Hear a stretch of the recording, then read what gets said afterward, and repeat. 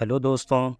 आज हम आपको एक ऐसी प्रेरक कहानी सुनाने जा रहे हैं जिसे सुनकर आप अपने जीवन को बेहतर बना सकते हैं। ये कहानी एक ऐसे साधारण से परिवार के लड़के की है जिसने अपने कठोर संघर्ष से वे उपलब्धि हासिल की जो हर व्यक्ति के लिए असंभव है, परंतु जो संघर्ष करते हैं उनके लिए कुछ भी असंभव नहीं होता। किसी ने बहुत अच्छी बात कही है, संघर्ष करें तो क्या नहीं इंसान के बस में। संघर्ष करें तो क्या नहीं इंसान के बस में। वे हैं बेसंघर्षी जिन्हें बेबसी मालूम होती है। ये कहानी है बहुत ही गरीब परिवार में जन्मे एक ऐसे लड़के की जिसे आज पूरी दुनिया रोनाल्डो के नाम से जानती है। ये दुनिया का सबसे बेहतरीन खिलाड़ी नाम है क्रिस्टियानो रोनाल्डो। रोनाल्डो का जन्म 5 फरवरी 1985 को पुर्तगाल में हुआ था। इनके पिता का नाम है जॉस डिनिस अवियानो, जो नगर पालिका में माली का काम किया करते थे। रोनाल्डो के पिता की तनख्वाह इतनी कम थी कि घर का खर्च चलाना मुश्किल हो रहा था, तो इनकी मां ने पारिवारिक हालातों को देखते हुए बाहर कार्य करने का निर्णय लिया। वे दूसरे लोगों के घर जाकर खाना बनाने का कार्य करने लगी। रोनाल्डो की मां का नाम मारिया डोलोरेस डॉस सैंटोस अवियारो है। रोनाल्डो ने बचपन में बहुत परेशानियां देखी और वे एक छोटे से घर में अपने माता पिता और भाई बहन के साथ रहा करते थे। इतनी परेशानियों के बीच भी रोनाल्डो को फुटबॉल ही एक ऐसा खेल था जो उन्हें बेहद खुशी देता था। रोनाल्डो बचपन से ही फुटबॉल को बहुत पसंद किया करते थे। जब रोनाल्डो ने अपने फुटबॉलर बनने की बात अपने परिवार वालों को बताई थी, तो उस वक्त उनके फुटबॉलर बनने के सपने में उनकी मां ने उनका काफ़ी साथ दिया था और अपनी मां की सपोर्ट के कारण ही रोनाल्डो एक बेहतरीन फुटबॉलर खिलाड़ी बन सके। लेकिन ये सफ़र उनके लिए इतना आसान नहीं था, क्योंकि जब ये फुटबॉल खेलना सीख रहे थे तो उसी समय रोनाल्डो को पता चला कि ये रेसिंग हार्ट बीमारी से ग्रस्त हैं। उस समय रोनाल्डो की आयु 14 वर्ष थी। इस बीमारी की वजह से डॉक्टरों ने इन्हें फुटबॉल खेलने के लिए मना कर दिया था, क्योंकि इस बीमारी से ग्रस्त लोगों का दिल ज़्यादा तेज़ी से धड़कता है। डॉक्टर ने कहा अगर ये फुटबॉल खेलना बंद नहीं करेंगे तो इन्हें हार्ट सर्जरी करानी पड़ेगी, जिसके चलते इनकी जान भी जा सकती है। फुटबॉल के लिए स्कूल को छोड़ने वाले रोनाल्डो के पास अब 2 विकल्प थे, या तो वो हमेशा के लिए फ़ुटबॉल खेलना छोड़ दें या सर्जरी कराएं। लेकिन सर्जरी में उनकी जान भी जा सकती थी। फिर भी रोनाल्डो ने इस बीमारी से लड़ने का विकल्प चुना और सर्जरी कराने का फैसला लिया, और फिर ये दुनिया का सबसे बेस्ट फुटबॉलर खिलाड़ी जानलेवा सर्जरी से जीतकर बाहर आया। और सर्जरी होने के कुछ ही दिनों बाद रोनाल्डो ने बजाय आराम करने के अपने लक्ष्य को पूरा करने में लग गए और उन्होंने प्रैक्टिस करना शुरू कर दी। और फिर अचानक रोनाल्डो के जीवन में एक बहुत बड़ा दुख आया। शराब पीने के कारण 52 वर्ष की उम्र में उनके पिता की मृत्यु हो गई। इस घटना ने रोनाल्डो को हिला कर रख दिया, क्योंकि रोनाल्डो अपने पिता के सबसे करीब थे। रोनाल्डो शराब, तंबाकू, सिगरेट या किसी भी तरह का नशा नहीं करते, क्योंकि अधिक शराब पीने की वजह से इनके पिता की मृत्यु हुई थी। बचपन में रोनाल्डो एंडोरिन्हा टीम का हिस्सा हुआ करते थे और इन्होंने इस टीम के लिए सन 1992 से लेकर 1995 तक खेला हुआ है। रोनाल्डो बचपन से ही जीतने की चाह रखते थे और वे जब भी खेल में हारते तो रोते थे, जिसकी वजह से उनके खिलाड़ी साथी क्राई बेबी कहकर उनका खूब मजाक उड़ाते थे। लेकिन कभी भी रोनाल्डो ने उनके मजाक को अपने खेल के बीच नहीं आने दिया, बल्कि उनके तानों को और ज़्यादा मेहनत करने का कारण बनाया। 16 साल की उम्र में रोनाल्डो पुर्तगाल के स्पोर्टिंग सीपी क्लब का हिस्सा बन गए थे और इस दौरान इनके खेल से खुश होकर इनको स्पोर्टिंग युवा टीम के मैनेजर द्वारा पदोन्नत किया गया था। महज 1 साल के अंदर ही रोनाल्डो ने इस क्लब के under 16 team, under 17 team, under 18 B और फास्ट टीम के लिए खेलना शुरू कर दिया था। और इस तरह से ये पहले ऐसे खिलाड़ी बन गए थे जिन्होंने केवल 1 साल के अंदर इतनी तरक्की की थी। इस क्लब की ओर से ही इन्होंने अपना पहला प्राइमेरा लीगा मैच साल 2002 में खेला था और ये मैच इन्होंने मोरेरेंस फुटबॉल क्लब के विरुद्ध खेला था। इस मैच में इन्होंने 2 गोल भी किए थे। इस मैच में रोनाल्डो ने इतना अच्छा प्रदर्शन किया था कि कई फुटबॉल क्लब का ध्यान इनकी ओर आकर्षित हो गया था और ज़्यादातर फुटबॉल क्लब इन्हें अपनी टीम का हिस्सा बनाना चाहते थे। इसी दौरान स्पोर्टिंग क्लब की टीम और मैनचेस्टर यूनाइटेड फुटबॉल क्लब की टीम के बीच एक मैच हुआ था। इस मैच में स्पोर्टिंग क्लब की टीम को 3-1 गोल से जीत मिली थी और इस मैच में रोनाल्डो ने ही अकेले 2 गोल किए थे।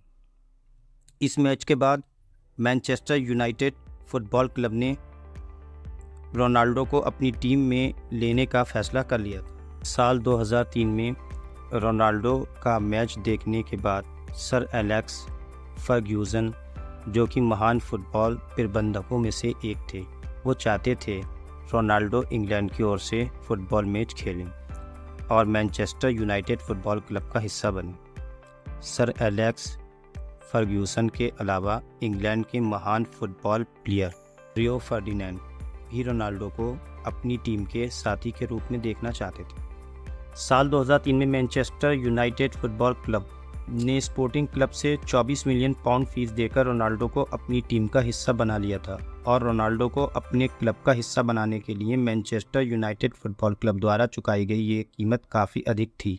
मैनचेस्टर यूनाइटेड फुटबॉल क्लब का हिस्सा बनाने के बाद इन्हें कई तरह की ट्रेनिंग दी गई थी और इन ट्रेनिंग की मदद से रोनाल्डो अपने खेल को और निखारने में कामयाब हुए थे। रोनाल्डो को मैनचेस्टर यूनाइटेड फुटबॉल क्लब की ओर से 2004 में हुए एफए कप को खेलने का मौका मिला था और इस कप में रोनाल्डो ने बेहद ही अच्छा प्रदर्शन कर अपनी टीम को ये मैच जीतने में मदद की थी।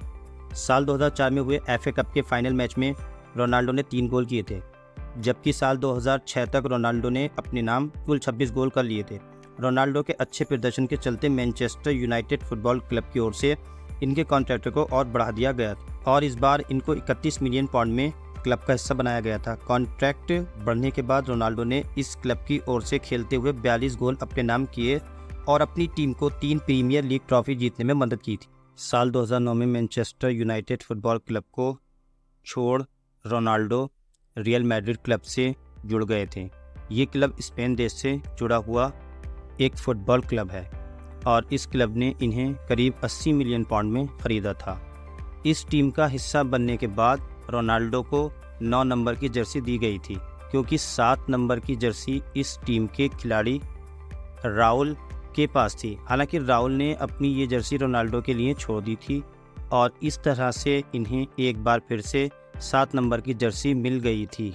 रियल मैड्रिड की तरफ से रोनाल्डो ने कई सारे फुटबॉल टूर्नामेंट में हिस्सा लेकर इस क्लब को जीत दिलवाई है।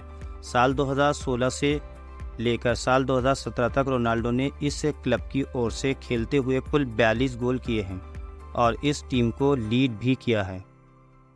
बैलन डी आर अवार्ड फुटबॉल खेल जगत का सबसे उच्च अवार्ड है। इस अवार्ड को रोनाल्डो ने कुल 5 बार जीता हुआ है और इसी के साथ रोनाल्डो इकलौते ऐसे खिलाड़ी हैं जिन्होंने 5 बार ये अवार्ड जीत रखा है। 5 बार world soccer player of the year पुरस्कार जीतने का भी रिकॉर्ड रोनाल्डो के नाम है। रोनाल्डो पहले ऐसे फुटबॉलर भी हैं जिन्होंने प्रोफेशनल लीग के लगातार 2 सत्रों में 40 गोल किए हुए हैं। रोनाल्डो ने लगातार हुई शीर्ष 5 लीग में 50 गोल किए हुए हैं और इनका ये रिकॉर्ड तोड़ना काफ़ी मुश्किल है। रोनाल्डो वर्ल्ड के सबसे फेमस फुटबॉल खिलाड़ी हैं जिन्होंने अभी तक अपने करियर में कुल 654 गोल किए हैं। रोनाल्डो जब बॉल को हिट करने के लिए कूदते यानी जंप लगाते हैं तो उस जंप को लगाने के लिए ये चीते से भी अधिक ताकत का इस्तेमाल करते हैं। रोनाल्डो फ्री किक मारते समय 130 किलोमीटर प्रति घंटे की रफ्तार से दौड़ते हैं, जो कि काफ़ी अधिक रफ्तार है। रोनाल्डो ने अपने सिर की मदद से कुल 107 गोल किए हैं, जिनमें से 65 गोल इन्होंने रियल मैड्रिड की ओर से खेलते हुए किए हैं। रोनाल्डो ने जब फुटबॉल खेलना शुरू किया था तो उस समय इन्होंने अपना वज़न थोड़ा बढ़ा लिया था, क्योंकि कम वज़न होने के कारण ये फुटबॉल खेलते समय अपनी रफ्तार को काबू नहीं कर पाते थे। रोनाल्डो एक सफल खिलाड़ी होने के अलावा एक समाज सेवक भी हैं। ये कई तरह की समाज सेवाओं से भी जुड़े हुए हैं और समय समय पर चैरिटी करते रहते हैं। रोनाल्डो हर साल रक्तदान करते हैं और ये लोगों को रक्तदान करने के लिए प्रोत्साहित भी किया करते हैं। साल 2012 में रोनाल्डो ने इन्हें मिले हुए गोल्डन बूट अवार्ड को नीलाम कर दिया था और इस नीलामी से जो भी पैसे इन्हें मिले थे, इन्होंने उन पैसों से गाजा में एक स्कूल बनवा दिया था। रोनाल्डो हमेशा से ही लोगों की मदद करने के लिए तैयार रहते हैं और इन्होंने एक 9 साल के बच्चे के कैंसर का पूरा खर्च उठाया था। रोनाल्डो ने अपनी बॉडी पर किसी भी तरह का टैटू नहीं बनवाया हुआ है, क्योंकि अधिकतर देशों में जिन लोगों ने अपने बॉडी पर टैटू बनवाए होते हैं, उनके खून की जांच रक्तदान देने से पहले की जाती है। रोनाल्डो की सफलता लोगों के लिए एक महान प्रेरणा है। वे दुनिया को सिखाते हैं, अगर हम अपने सपनों के पीछे खड़े हों और उसके लिए संघर्ष करें, कड़ी मेहनत करें और बलिदान देने के लिए तैयार हों, तो कुछ भी संभव है। अपने लक्ष्यों को पाने के लिए आपके अंदर जुनून होना चाहिए। सफलता वे नहीं जो आपको अपनी किस्मत से मिलती है, सफलता वे है जो आप अपनी मेहनत से हासिल करते हैं।